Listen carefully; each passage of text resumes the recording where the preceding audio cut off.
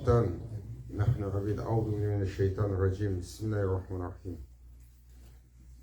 دستور مدد يا سيدي مدد سلطان الأولياء، دستور مدد يا صاحب الإمداد، مدد الحق. أطيعوا الله أطيعوا الرسول والأولي الأمر منكم. Louange à Allah, Janab al-Haq, qui nous a accordé ses faveurs infinies. Le sultan absolu. Toute gloire procède de lui. Toute grandeur procède de lui. Toute suprématie lui appartient. Il est et nous ne sommes pas.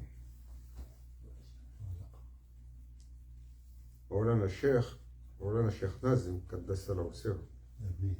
il avait pour l'habitude de nous rappeler cette formule qu'on a tous inscrite au-dessus de notre lit. C'est dommage qu'on ne fait pas les quiz, les examens. Qu'est-ce qu'il a dit, Maulana Cheikh? Il a dit tout le monde, il devrait écrire ça en grand, là où il s'endort et là où il se réveille. Donc la chambre. Et quand on se lève, on lit. Quand on se couche, on lit. Et c'est, qu'est-ce qu'il a dit? Amantu billah, Allahu Hadiri, Allahu Nadiri, Allahu Shahidi, Allahu Ma'i.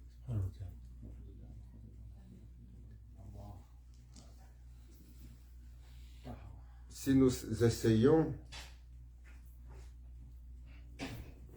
ce qui veut dire, le serviteur, il doit toujours se rappeler que son principe de base en tant que créature,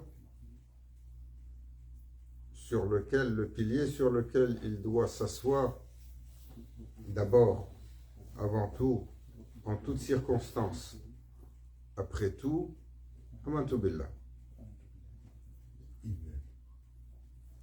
Je crois en Allah, ce qui définit notre être, ce qui définit l'orientation de notre être. Et Maulana Cheikh, il disait toujours, et rappelez-vous, Allahu Hadiri, Allahu Nadiri. Allah est omniprésent, il est omnivoyant. C'est-à-dire, il est présent en toutes circonstances. C'est pour ça qu'il dit, je suis plus proche de mon serviteur que sa veine jugulaire. Il est omnivoyant. Il n'y a rien qui peut lui échapper. Il témoigne sur toutes choses, les apparentes, les cachées. Et en définitive,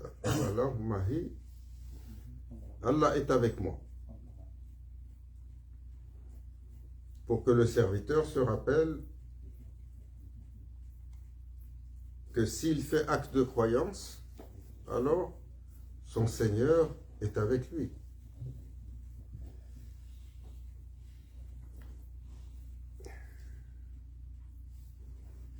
Quelqu'un a fait un commentaire par rapport à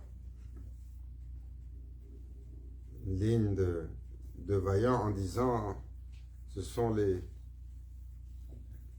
soldats du Mahdi et ils sont prêts.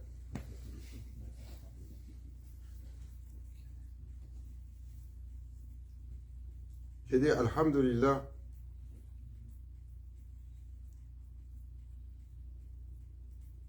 que nous sommes sous la coupole, sous la gouverne des Aoulias.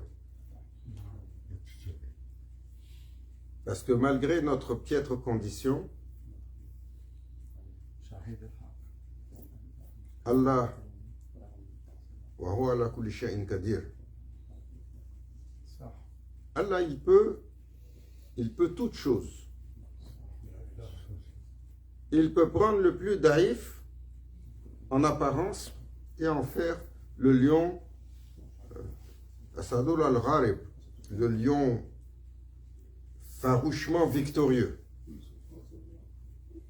Maulana Cheikh Nazim, il disait, pour que nous comprenions à quel point nous sommes déconnectés de la grandeur d'Allah. Il a dit, le virus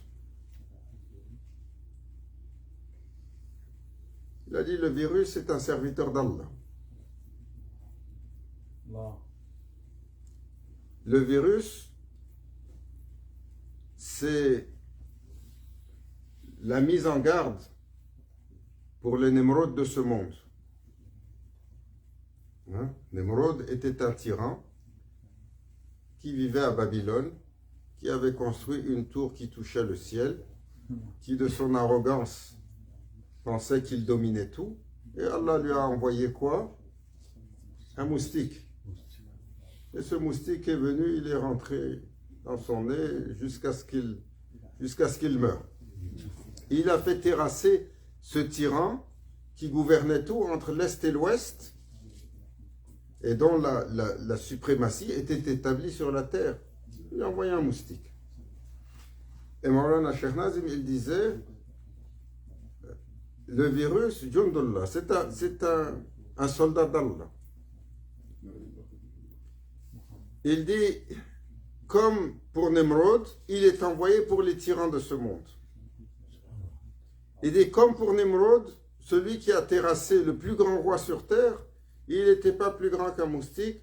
Le virus, tu ne peux même pas le voir, tellement il est petit. Tellement il est petit. Il dit, si Allah veut, un virus, pas deux, pas une famille, pas 1 million ou 1 milliard de virus, un. Il dit, un est assez pour manger toute l'humanité. Un. Il peut rentrer, terrasser un humain, passer à l'autre, il peut faire ça en même temps et terrasser toute l'humanité.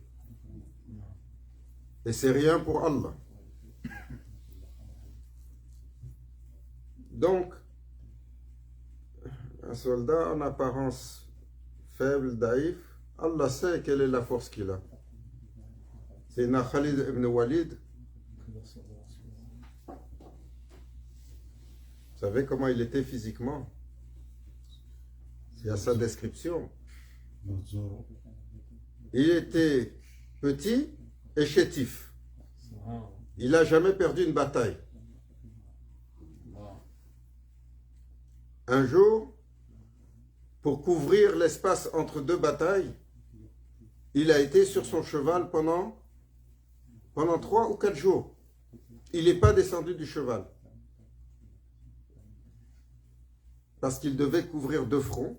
Donc il a pris un cheval jusqu'à ce qu'il soit épuisé. Il s'est arrêté sur un campement. Il continuait comme ça. C'est lui qui a avalé le poison mortel que certains compagnons ont goûté. Ils sont morts sur le coup. Et il a bu.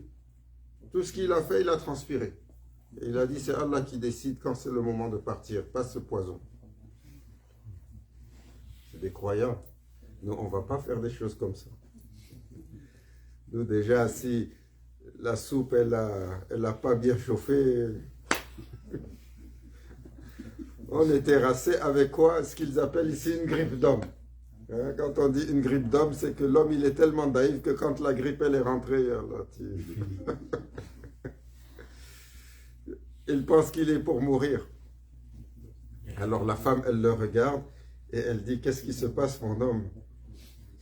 Tu n'as pas accouché, tu es en train de mourir de quoi? Une grippe? Ah, c'est une grippe d'homme, on comprend.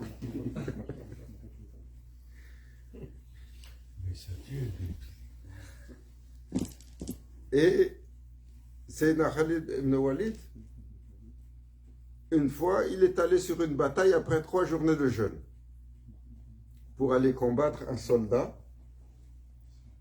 des Perses. qui était comme Jalout. Hein? Vous vous souvenez de Jalout? Goliath. Goliath était une créature immense, un humain démesuré à la force surhumaine, qui avait une telle force que tous les peuples qui affrontaient sa tribu en avaient peur. La tribu était invincible, elle était tyrannique.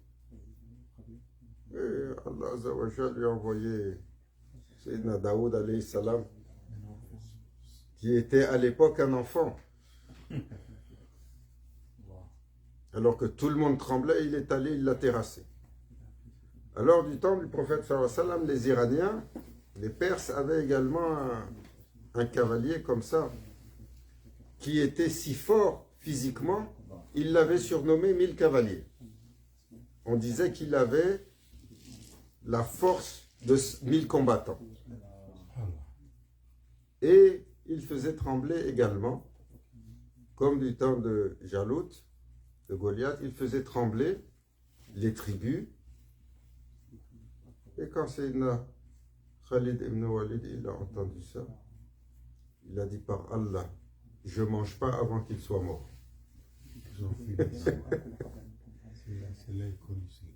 Il l'a cherché 3 jours. 3 jours, il ne le trouve pas. Il le cherche pour le défier au combat. Et pendant 3 jours, il ne mange pas. Et après 3 jours qu'il l'a trouvé, il l'a défié au combat. Quand il est arrivé pour se battre avec son sabre, il a regardé le sabre. On dit qu'il a regardé le sabre. C'était trop pour lui. Il a jeté le sabre, il lui a sauté dessus à main nue. À main nue, il l'a terrassé. En apparence, Sayyidina Khalid ibn Walid, il était frêle. La description physique, il n'est pas grand, il est frêle. Et ce que Allah a mis en lui comme force. Alors, dans notre temps,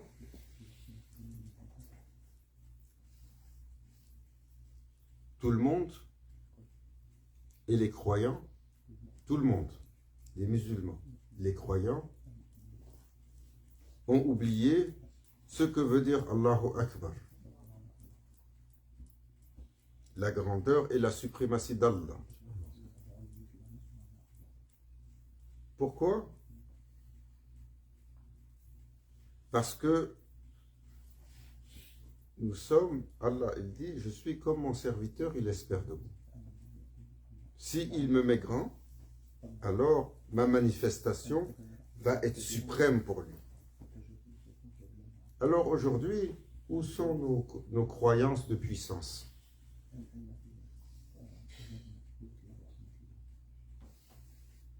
Où sont nos croyances de puissance?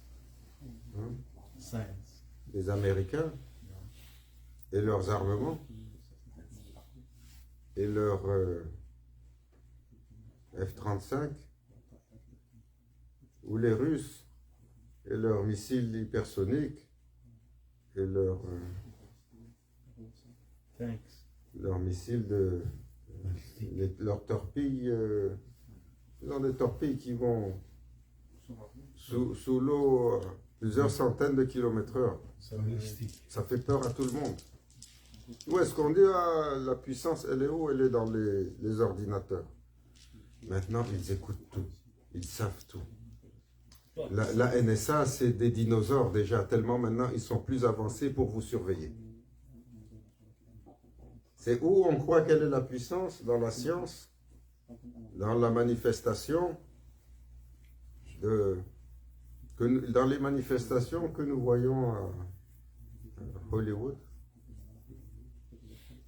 Allahu Akbar. Toute la puissance, elle appartient à Allah. Et nous oublions que le scénario que nous vivons, il n'y a pas un Zahra, il n'y a pas un atome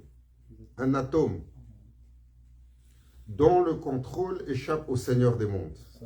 Un atome.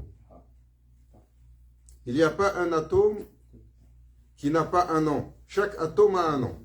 Chaque atome a un dhikr. Chaque atome est connu. C'est ça la grandeur d'Allah. Et il n'y a pas un atome qui échappe à Allah. Il n'y a pas une créature, aussi petite qu'elle soit, dont Allah n'est pas pleinement conscient. Même la fourmi, si elle a levé la patte, si ce n'est pas la permission d'Allah, cette patte n'est pas posée avant qu'elle soit terrassée. Il est Allah. Et nous avons peur de quoi? De la douane. Nous avons peur de l'immigration. Nous avons peur du service de renseignement. Nous avons peur du virus. Ou nous avons peur du vaccin. De nos femmes. Il ne faut pas lever la politique. Il dit nous avons peur de nos femmes. C'est les hommes du 21e siècle. Qu'est-ce que vous voulez? Ça se comprend. C'est comme ça. Et nous oublions que le scénario dans lequel nous vivons, il n'y a pas un élément qui échappe au contrôle d'Allah, qui échappe à la permission d'Allah. Mais nous vivons une ère particulière. Nous vivons l'ère du Akhir Zaman.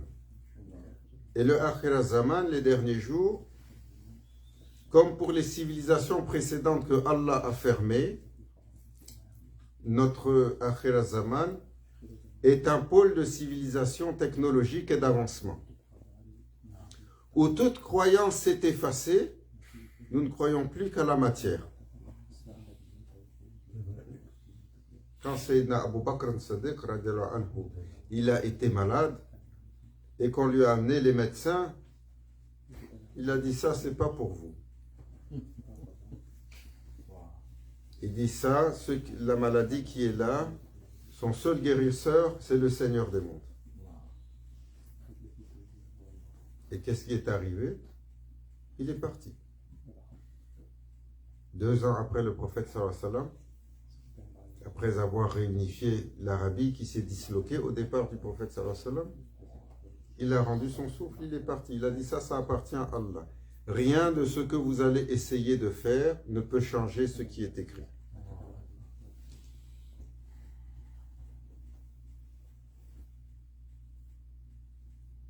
Et nous avons peur de la mort. Nous avons peur de la souffrance. Nous avons peur de la pauvreté. Nous avons peur de la maladie. Nous avons peur du vaccin. Nous avons peur d'être regardés. Nous avons peur d'être surveillés. Les peurs, elles ne finissent pas comme s'il n'y a pas de Rab. Sayyidina Omar, un jour, il a reçu une délégation qui venait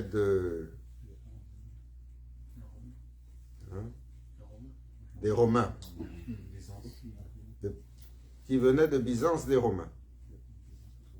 Ils sont venus, ils ont demandé, nous avons un message et nous devons discuter avec le commandeur des croyants. Et ils lui ont dit, vous allez le trouver là-bas au jardin. Ils sont allés et ils ont trouvé Sayyidina Omar au jardin, seul dans la palmeraie, en train de faire la sieste sous un palmier.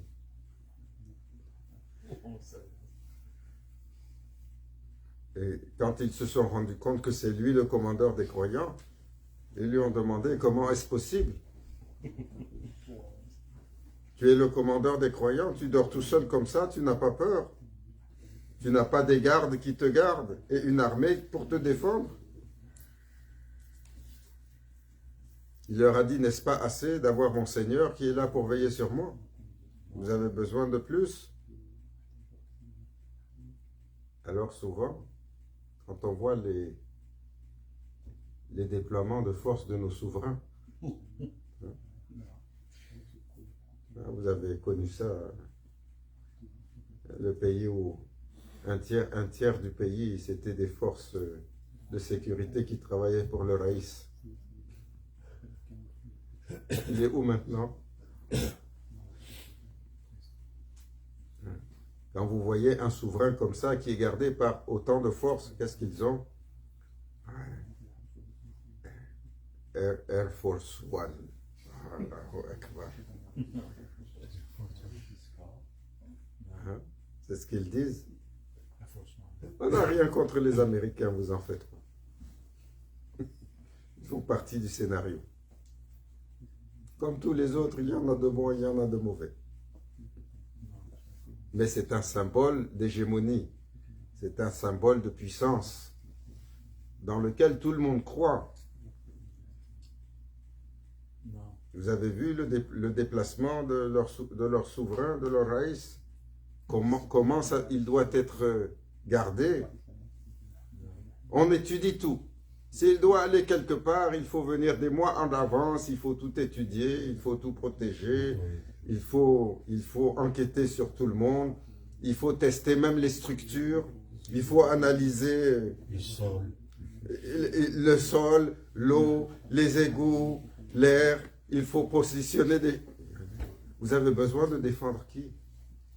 Quelqu'un qui a besoin de défendre, d'être défendu comme ça, d'être protégé comme ça, c'est que quelque part, il doit avoir quelque chose à se reprocher. Ou le système sur lequel il est assis a quelque chose à se reprocher.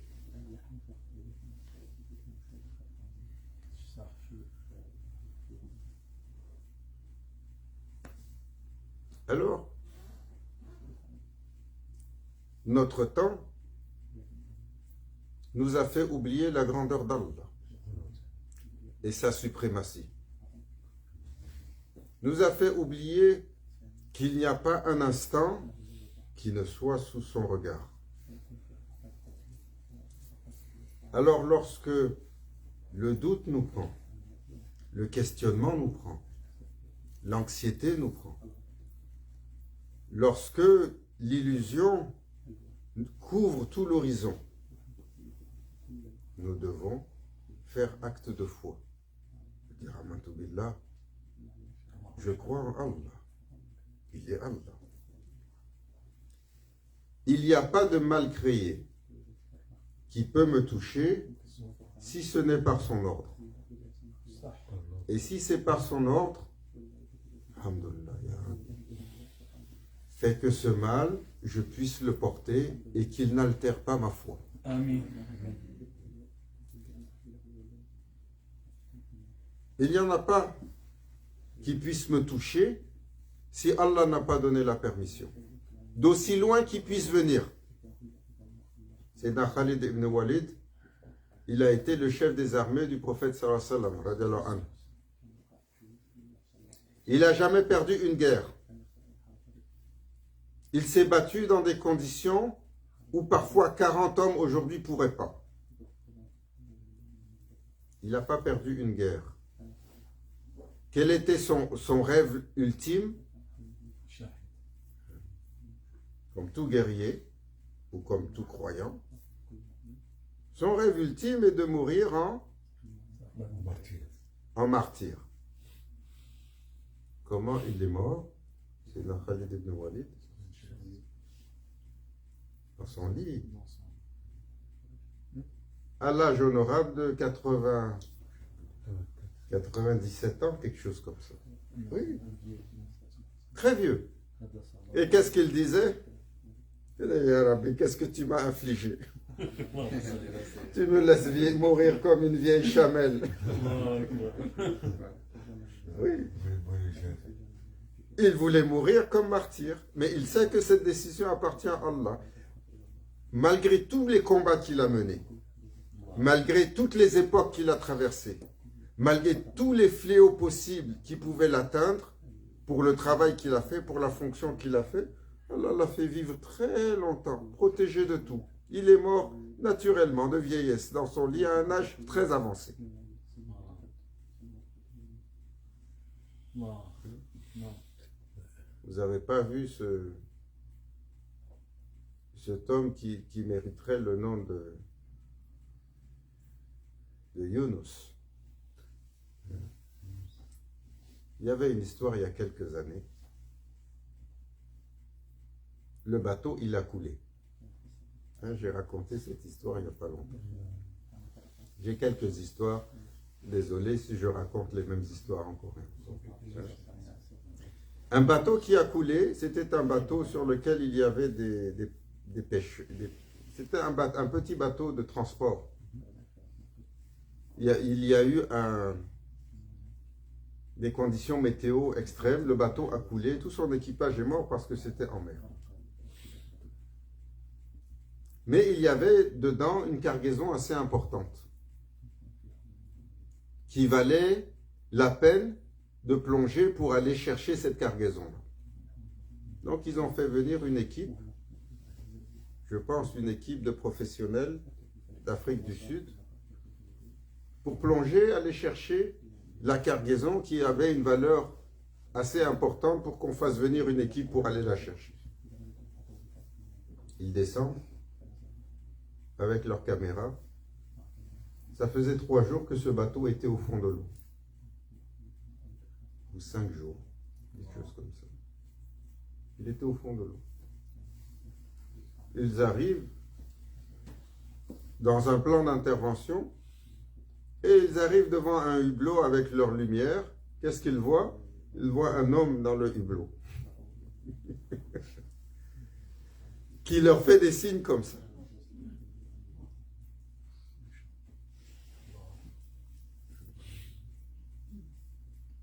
Et ils se rendent compte qu'il était vivant. Le bateau avait coulé jusqu'au fond et il était pris dans une poche d'air et ça faisait 5 jours qu'il était là-bas et qu'il avait survécu.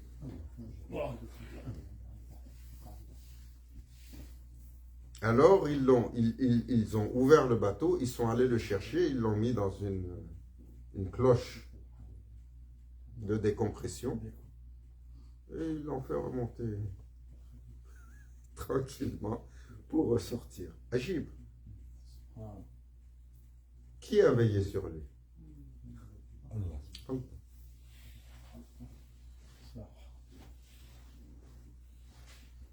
Son heure n'est pas venue. Il n'était pas sur la liste de Sayyidina Azraïl. Ça appartient à Allah. Alors, les croyants se doivent d'avoir leur confiance sur leur Seigneur.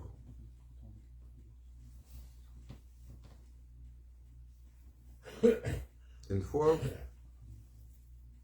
quelqu'un est venu à Chypre et il est venu visiter Maulana Cheikh. Et il se plaignait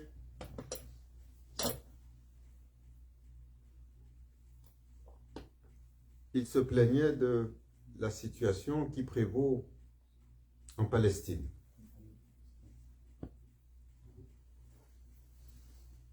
Et que certaines forces avaient l'intention, ils avaient mis un plan en place pour faire tomber Masjid al-Aqsa.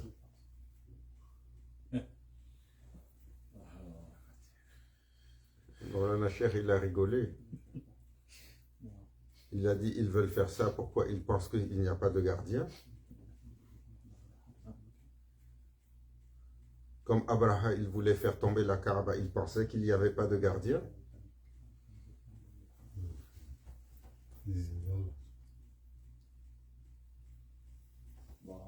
Et la personne était surprise. Maulana Cheikh lui a dit, la situation tyrannique qu'il y a dans cette région, ça prend un wali, et pas le plus grand d'entre eux. Ça prend un wali qui a la permission d'Allah. Juste sur son dora, on peut renverser la tendance. Est-ce que nous avons la croyance? quand le feu a commencé à brûler Dimashq, à Damas, quand la guerre a commencé, ils sont venus voir Maulana Cheikh, ils ont dit, oh Cheikh, prie pour le Cham. Il a dit, le Cham, il a son défenseur.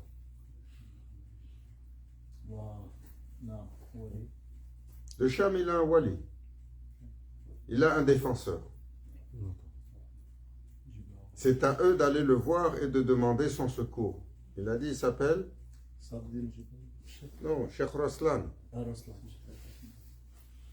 Il a dit, Cheikh Roslan, Allah a mis la protection de Mashka de Damas sous lui et l'environnement.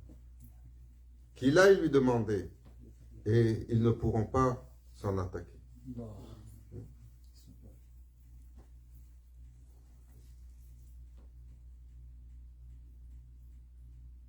Est-ce qu'ils sont allés? Non. Nous lisons Coran Karim comme sans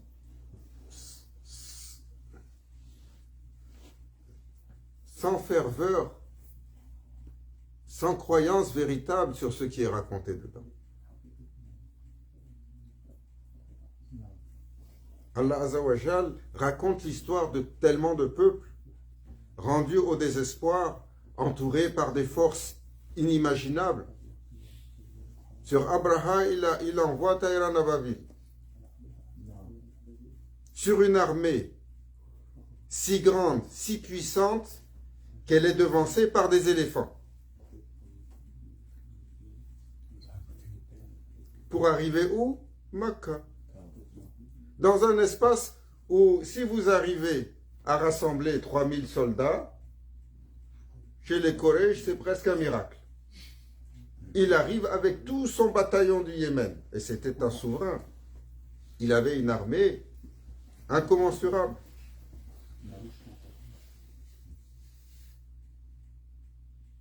Et alors que tout le monde était inquiet, Abdel Muttalib, il a dit,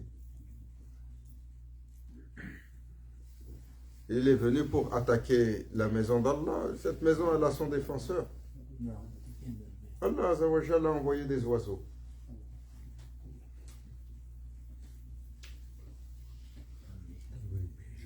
Pour d'autres armées, il a envoyé le vent. Pour d'autres armées, il a ouvert la terre, il les a absorbés. Pour un autre souverain, il a envoyé un moustique. Et l'histoire ne finit pas. Qui nous est racontée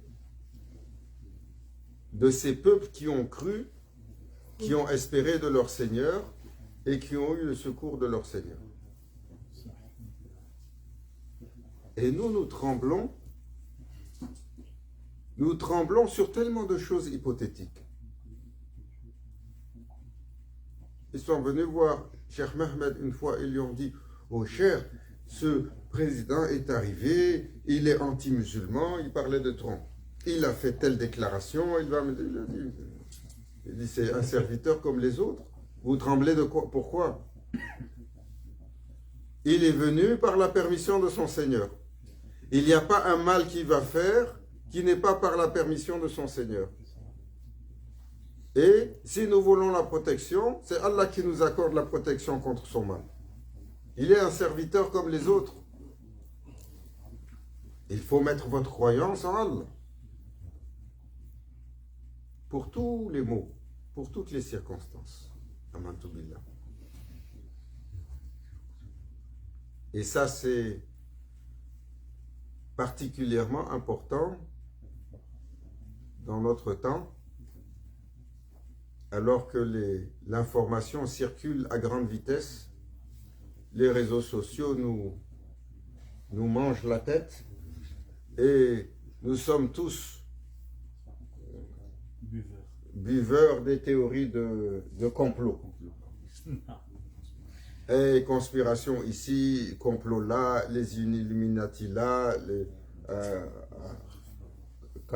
canons ici, ou les francs-maçons là, ou les suprémacistes de ça ici, ils se sont...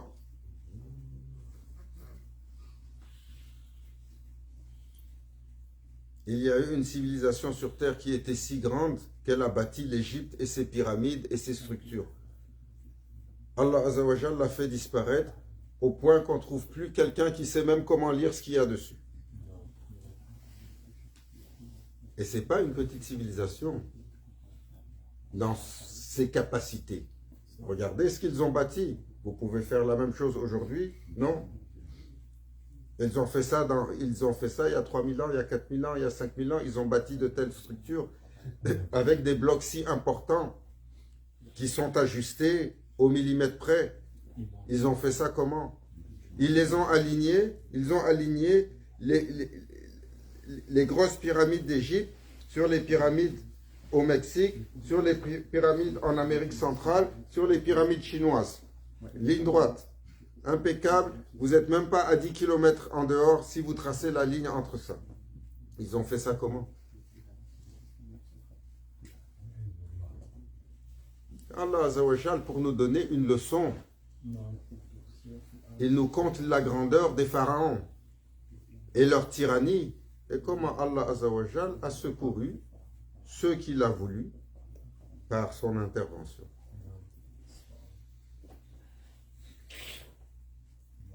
Alors, toutes ces théories, qu'est-ce que nous en savons? Théorie de conspiration.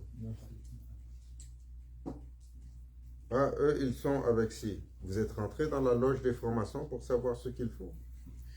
Vous vous êtes assis avec le leader qui est en haut pour savoir qu'est-ce qu'il trame comme énergie. Non, j'ai lu. J'ai posé la question à Cher Google. Il m'a dit comme ça.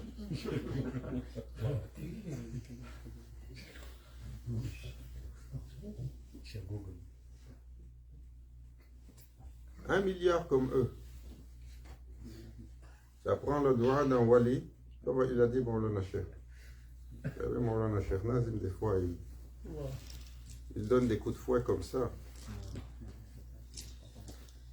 Il nous disait, vous savez, la machine qui est sur Terre maintenant, ça prend un grain de sable pour la faire dérailler. Ils pensent qu'elle est sous leur contrôle. Hein? La machine qui est sur Terre, l'organisation des nations, le système financier, le système d'approvisionnement, le système d'information, tout ça, la Terre roule, tout est interconnecté et sous la dominance et la gouvernance de beaucoup de puissances. Ils pensent que c'est sous leur contrôle. Ça prend un grain de sable pour faire tomber la machine dans un fracas. Tout ce qu'il nous faut, c'est la permission d'Allah. Le temps n'est pas venu, chaque chose en son temps.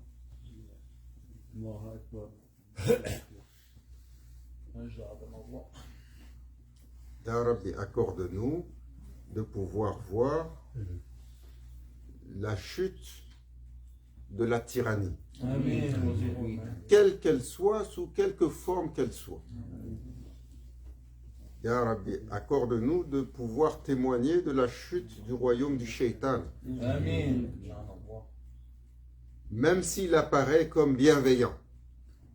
S'il sert le shaitan, Ya Rabbi, fais-le tomber. Si on est sur le chemin, pardonne-nous et emporte-nous avec. Amen.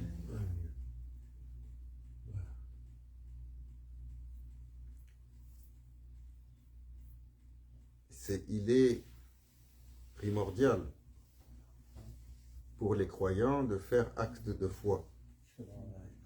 La victoire, elle appartient à Allah. Tous ceux qui prétendent se battre pour le bien de l'islam,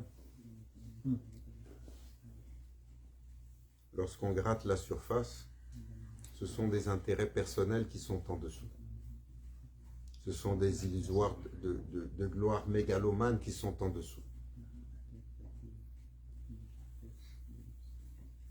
qu'Allah nous accorde la sincérité de faire pour Allah, véritablement. Car Allah Azzawajal a mis en garde. Ils viendront avec leurs prières et nous le jetterons à leur visage. Ils viendront avec leur zakat et nous jetterons à leur visage. Et certains viendront avec leur djihad et ce sera rejeté à leur visage. Vous n'avez pas fait djihad fi sabilillah. Vous avez fait djihad pour la soif de vos nufus. Qu'Allah nous pardonne. Amin. Nous accorde sa puissance sur le droit chemin pour le haq. إلى حضرتنا بالفاتحة.